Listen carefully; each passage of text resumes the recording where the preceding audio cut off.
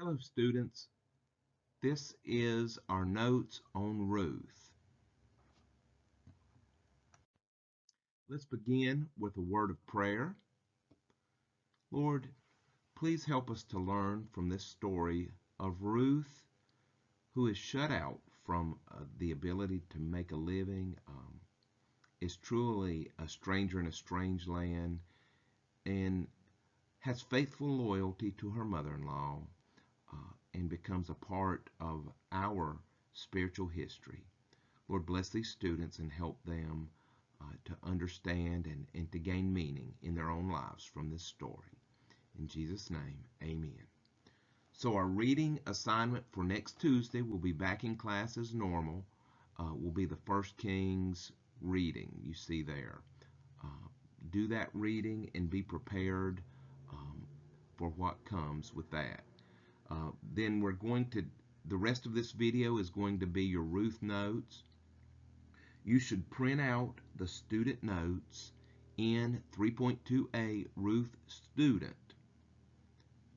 Now, you can fill out these notes. You have to complete this and turn this back into me.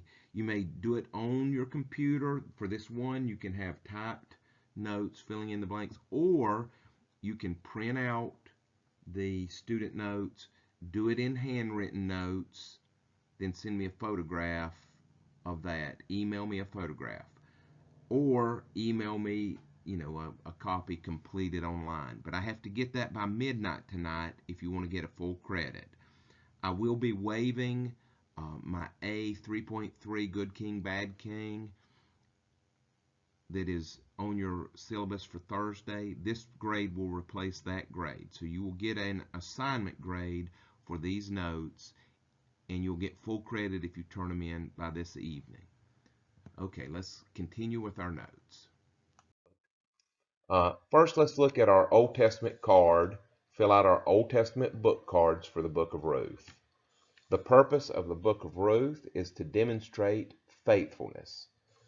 Ruth is faithful to her mother-in-law Naomi. Naomi is faithful to the traditions of Israel and to her family.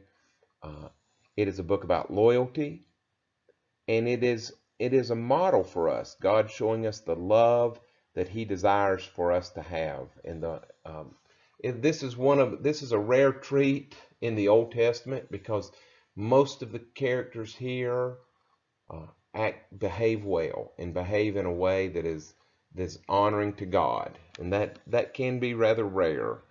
Generally, the Old Testament is a book that has a lot of warning characters in it.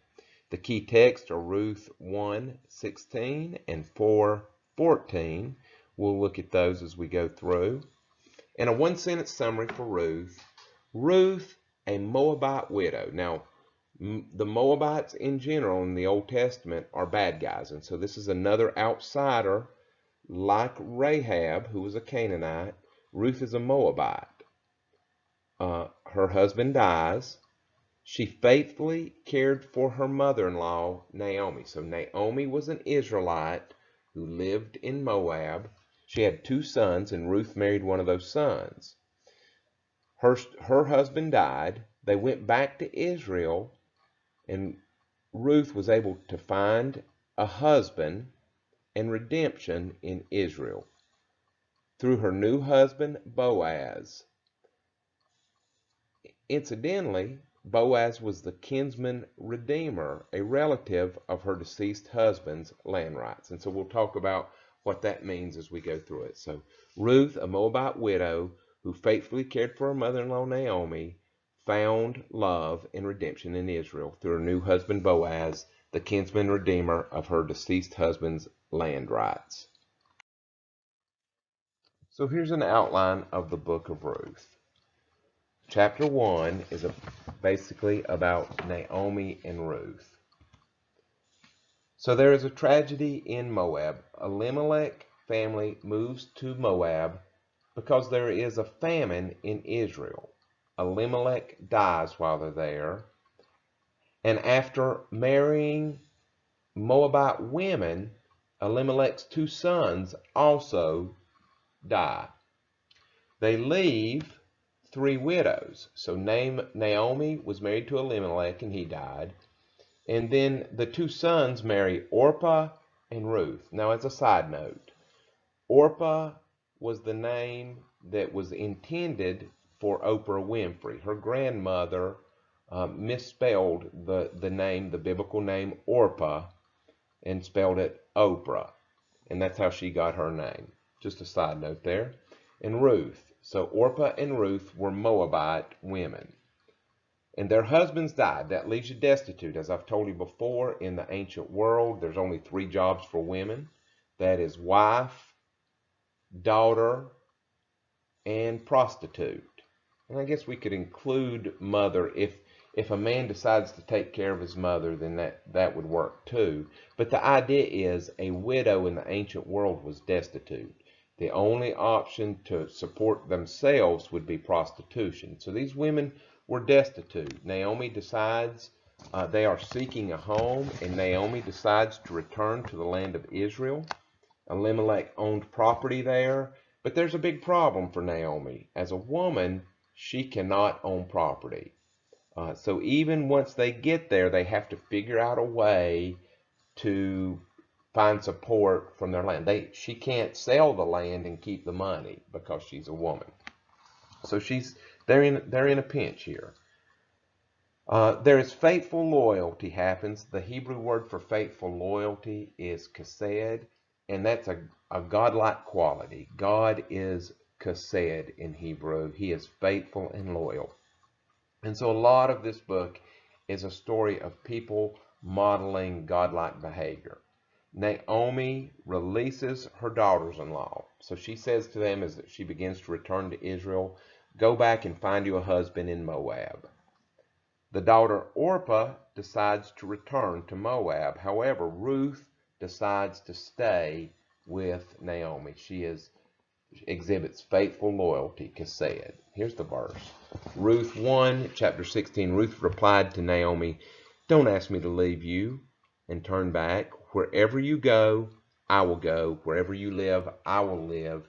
Your people will be my people, and your God, most importantly, your God will be my God. So chapter 2, the subject is Ruth meets Boaz. So as I said, they get there, they are destitute in the land, even though Naomi's husband owned property. So they're seeking provision. They're seeking food and a place to sleep, and so forth. So Ruth goes to a field to glean leftovers. So what that means is after they go through and they pick the produce from the field, there's always some waste that falls to the side. Ruth was going to pick up what was not processed and thrown on the big wagon to sell for food. And so in that way she could get some pickings and take them back, and her and Naomi could eat them. She happens to be gleaning from the field of Boaz. He is the landowner. And coincidentally, maybe not, Boaz is a relative of her deceased father-in-law Elimelech, maybe like a cousin of Elimelech, okay? And so probably Naomi sent her to a field of a relative, thinking there's a greater chance that they would get mercy and not be run off. You know, a landowner has the right to run a person off.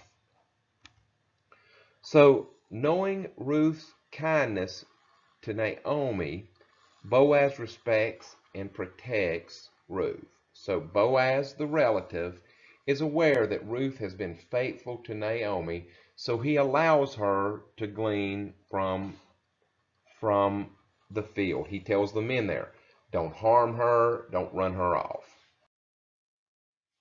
As we go to chapter 3, we go to the threshing floor where they collect the harvest and they are processing it to give it out. And in this part, we are seeking redemption. Okay, and talking about the land rights. Naomi's husband has land rights, but Naomi is powerless to get legal rights to that land. Okay, and so they are seeking redemption of property, Naomi sends Ruth to the threshing floor where Boaz is processing the harvest to convince Boaz to serve as a kinsman redeemer and marry Ruth. So Naomi says, put on your lipstick and go and be very nice to Boaz, because he could be our kinsman redeemer. Now, this is something we modern people are not very familiar with. What is a kinsman redeemer? In Hebrew, it is called a goel. And so Boaz willingly fulfilled the role of kinsman redeemer. When he was asked, he said, yes, I will do that for Ruth, and thus he redeems Naomi's family rights. So what happens here is when he marries Boaz, and that is his cousin's widow, then he gets the land. He is the rightful owner of the land. And when he marries Ruth and they have a child, then that child will have the rights of Ruth's former husband. It's a little bit confusing. So he is a kinsman of Ruth's deceased husband, and he redeems the land so it stays in the family. So Ruth's children, Naomi's grandchildren, will receive the property that had belonged to Elimelech, her husband. As I say, we don't have anything quite like this today. But Boaz buys back the land that Elimelech had lost by passing away without a living male heir.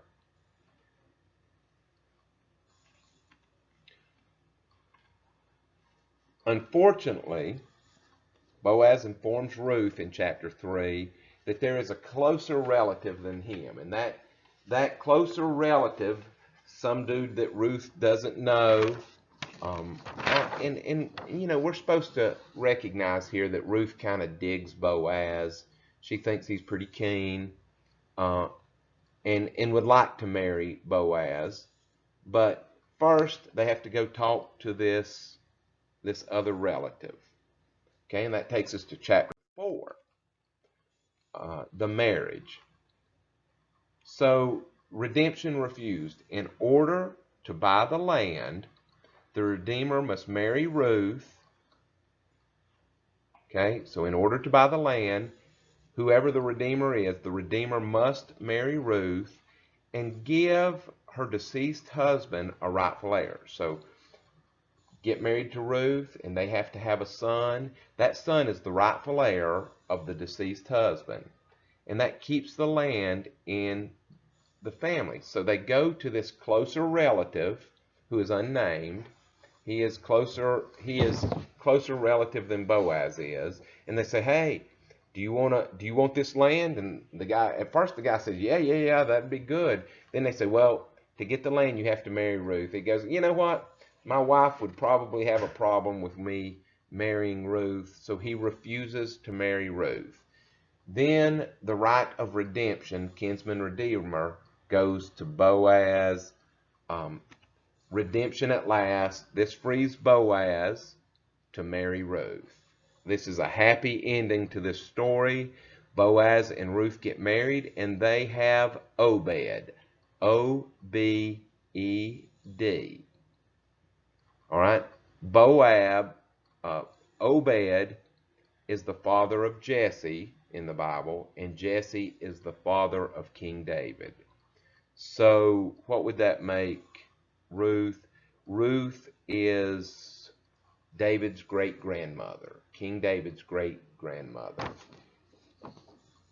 So let's look at that verse 4:14, Ruth chapter 4, verse 14. So once Boaz marries Ruth and they have Obed, then the women of the town said to Naomi, "Praise Yahweh, who has now provided a redeemer for your family.